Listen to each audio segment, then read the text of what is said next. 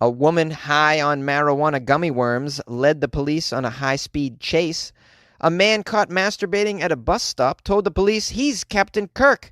And 750 million genetically modified mosquitoes will be released in the U.S. And a fake dentist is accused of kissing the buttocks of a woman with a toothache.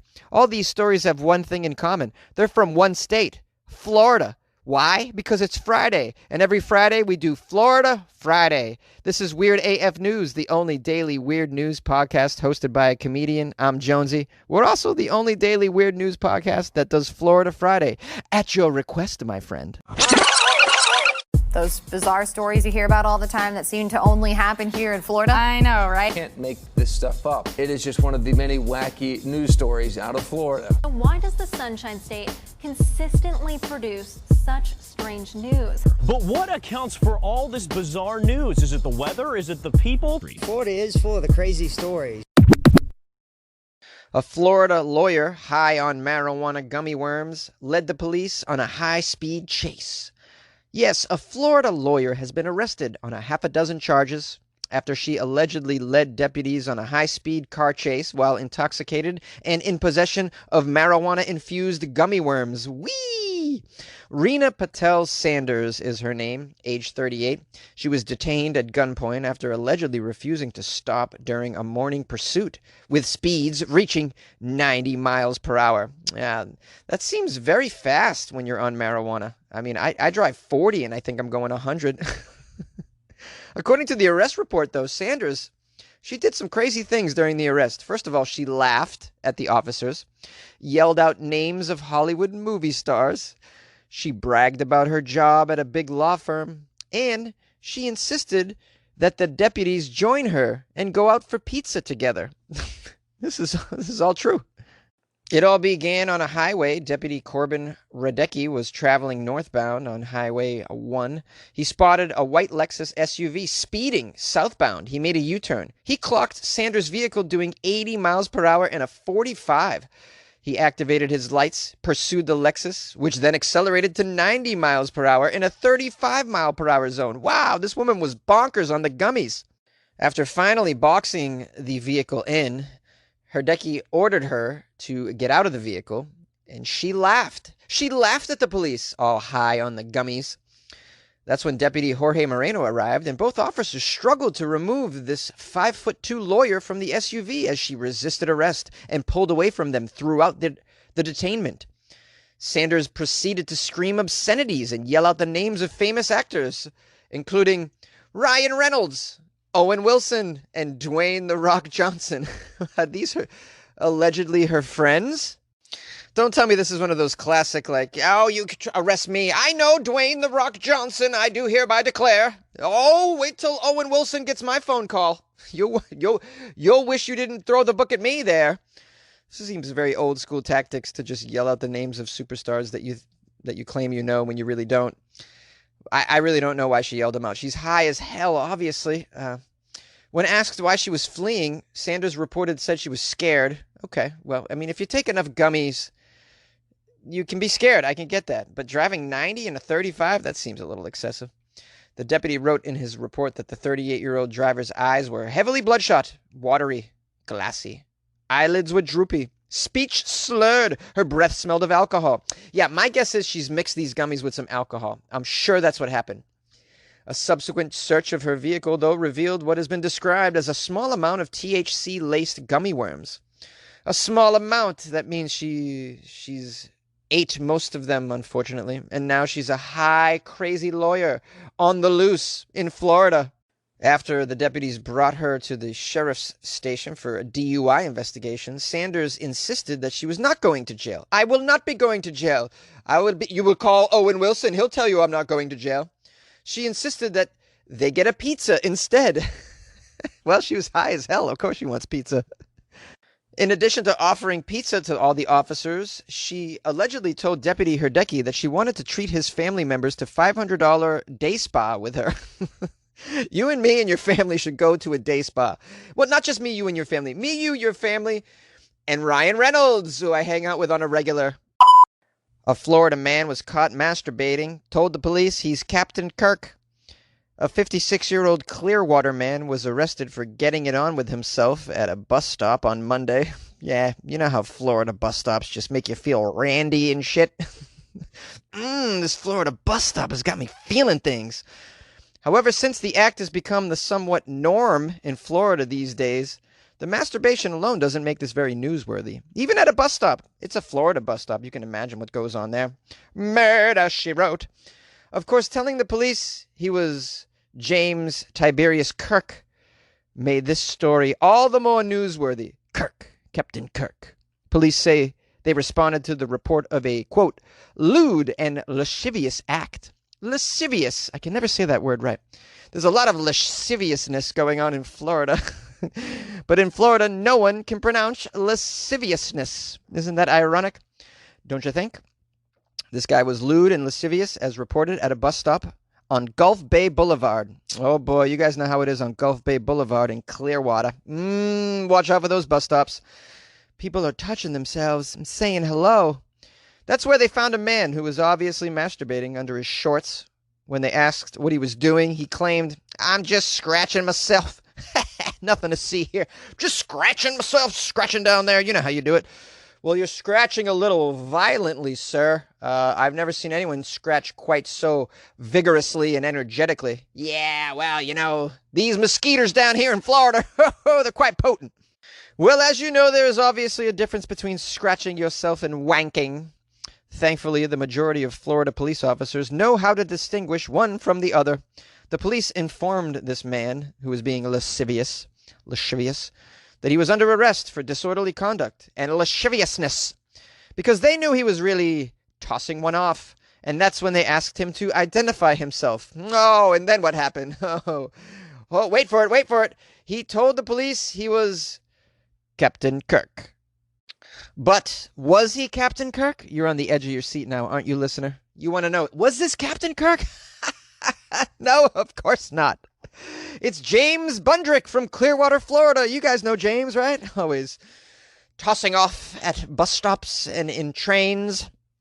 In addition to charges of lasciviousness, I hate this word. He was also charged with giving the police officer a fake name. And some disorderly conduct was included just for fun, you know. I got some questions from Mr. Bundrick here. Do you think he masturbates to episodes of Star Trek? What do you think? This guy, does sci-fi just really turn him on? I know there's some nerds out there, but really? Do nerds really take it to this level? Oh, come on, baby. Yeah, I'm Captain Kirk. Oh, yeah. You want to take a ride on my spaceship? Come on, ride the Star Trek Enterprise, baby. Let's do it. I'm feeling horny. Oh, at a Florida bus stop. Yeah. Ooh, you know, I'm feeling freaky. Huh? Yeah. At a Florida bus stop. 750 million genetically modified mosquitoes will be released across Florida. Yes, authorities have approved a plan for genetically modified mosquitoes to be released across the Florida Keys. This sounds like the beginning of a horror movie. British firm Oxitec has designed the project. They're trying to test whether the altered mosquitoes are a viable alternative to pesticides in order to control and prevent the spread of diseases that mosquitoes spread, such as Zika and dengue. They designed a male mosquito to produce female offspring which die when reaching the larval stage. Yes, a protein is passed on which kills them before they hatch and are big enough to spread disease and bite. Male mosquitoes, as you know, do not need to bite for blood as they feed on nectar. This will be the first time genetically engineered mosquitoes will be released anywhere in the U.S., raising questions over the safety of this plan. Who cares? It's Florida. Just use Florida as a place to do these experiments. You know, make it our guinea pig factory. A program manager said the release of genetically engineered mosquitoes will needlessly put Floridians, the environment, and endangered species at risk in the midst of a pandemic. Oh, this guy's a hater. However, in a trial in Brazil where the engineered mosquito was released, the firm said that they did not cause harm to other insects. No worry. A decline in the population of disease-carrying mosquitoes was also seen in Brazil during this trial. Well, that seems promising. You don't want mosquitoes that are carrying these diseases. You know, Florida's terrible enough to live in. You got alligators and alligators everywhere, as a matter of fact. And there's a pandemic, and it's really out of control. So, you know, you don't want Zika and dengue, you know, that fever. That's just not what you want.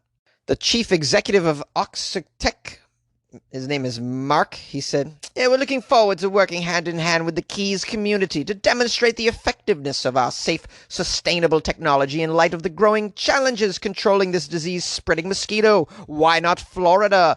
It's an epidemic down there. We think we can do some good." That's nice that other parts of the world give a shit. Give a shit about Florida, care about us. You know, we really don't deserve their love or care. No. While you're at it, can you genetically modify the Floridians so that they don't masturbate at the bus stop? That'd be pretty cool. You like podcasts? You're listening to my podcast. Maybe you thought to yourself, I'd like to make a podcast. Too difficult. No, not with Anchor. Anchor has free creation tools that allow you to record and edit your podcast from your phone or your computer. Anchor distributes your podcast to Apple, Spotify, Stitcher, and more. They have advertising integration, so you can even make a little money off your podcast. Everything you need to make a podcast in one place. Download the free Anchor app or go to anchor.fm to get started. And good luck with your podcast. Good luck with your creation. Good luck with your life, man. A fake dentist is accused of kissing the bum of a woman with a toothache. Who is this fake dentist butt kisser? John Calazos, 47-year-old man. He's accused of posing as a dentist. He woke up one day, he's like, you know, I'd really like to kiss a bum today, but no one will let me. No one's offering their bum to me. I know what I'll do. I'll be a dentist and they'll trust me. Then I'll be able to kiss a butt.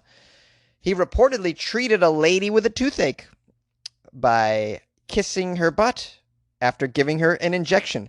What did he inject her with? Oh, we can all just speculate.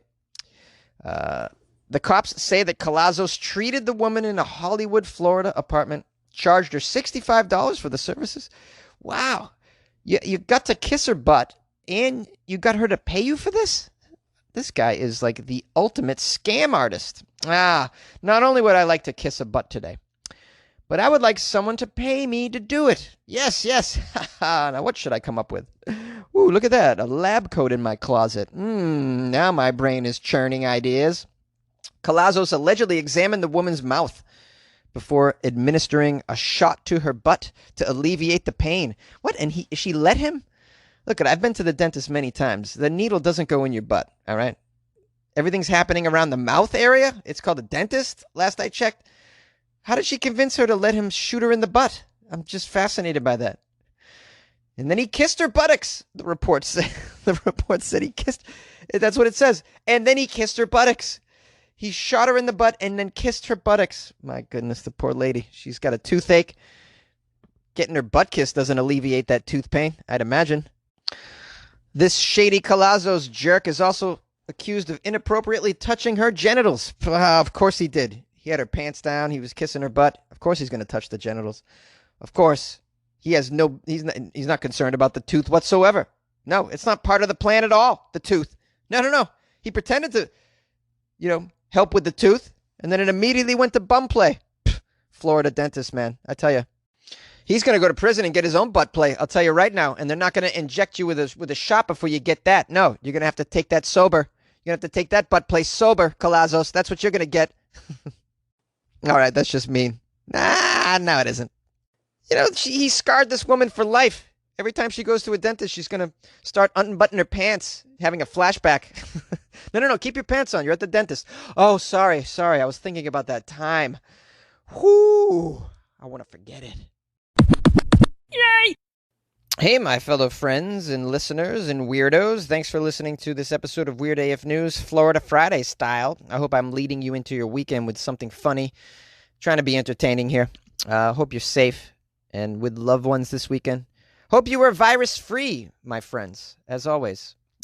Be very careful. Wear masks, social distance, the whole nine. I don't got to tell you guys these things because you guys have brains. You know what to do to stay safe. I want to thank Craig Walker, who sent me a nice message on Facebook. He wrote, just listen to your most recent episode. You're right. Google was effed up for days, Jonesy. Now, I was wondering what happened to you. Glad to hear you're still with us and didn't fall to the COVID. Love your stuff. Been listening for a couple years now and hail from the Great White North, man. That means Canada, listeners, the Great White North. Oh, I love my Canadians. Our temperatures are starting to drop now, so you can't really relate with the heat thing. I can't really relate with the heat thing, but keep it up. We love you and keep it weird. I will keep it weird, Craig Walker. Thank you so much, man. Much love to you and your family. It is so hot here in LA. My goodness. And my power went out. That was the thing. Anybody experience an entire neighborhood power outage because it's over 100 degrees and every single apartment and house is pumping the AC in every room? Oh my goodness. I think, what do they call those transistors? They blow up or something. I don't know how it works, okay? I don't know science. I do the best I can. Anyways, I got to... Oh, let me now read a review that I got on Amazon. Oh, you'll love this one. It's from Al R. 1 star. It says, labored reading of weird stories. Weird news is good enough on its own without all the belabored efforts of the host to be funny. Lame. Not for me. Oh, geez, Al. Really? The 1 star? Come on. The belabored efforts of the host to be funny. I try. I guess I can't make everybody laugh. I certainly can't make Al laugh. I guess Al, you could go read the news. That's true. You can go. The weird news is good enough on its own. Correct. So go back to that. Sorry, I wasn't up to your standards. My free podcast wasn't good enough for you. Hey, we keep plugging away, guys, though, and I want to thank everybody who's left me positive reviews. Those people really make my day. You keep me going, and I appreciate that. Please reach out to me anytime, funnyjones@gmail.com, at funnyjones on Twitter and Instagram.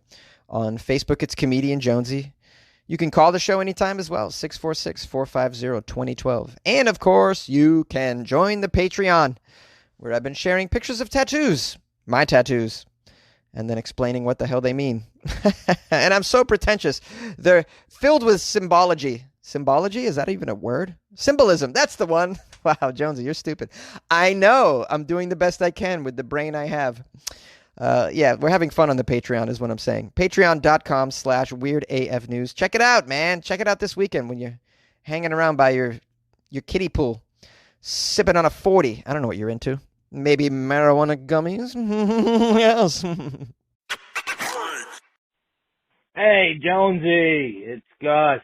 I just wanted to call because you said you've burped 1 million times in your life, and that's incredible, man. That means you've burped at least 91 times a day for 30 years straight.